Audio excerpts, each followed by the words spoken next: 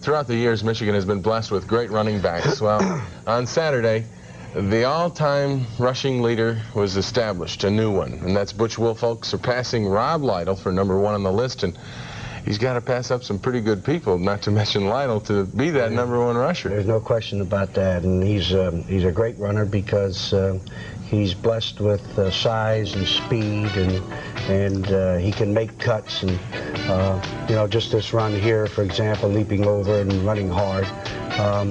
As a pure runner and a tailback runner, an I-formation runner, he's the greatest back we've ever had.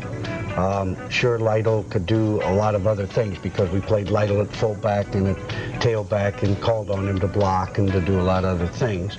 But when it comes to pure running, Butch is the greatest runner we've ever had.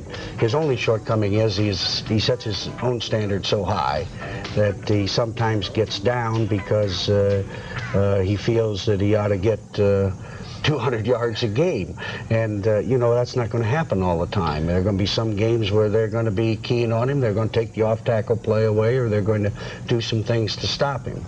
But if he just makes up his mind, you know, to run and to keep going and just take what they give him and run hard, he's something special. Saturday after the game, you were asked to compare Butch with some of the other backs, and you mentioned that he was a pure tailback and that Rob Lytle could do more things, block, things like that. Right. I think some people look at that maybe as a small criticism. Do you look at it that? No, because we've never asked him to do that.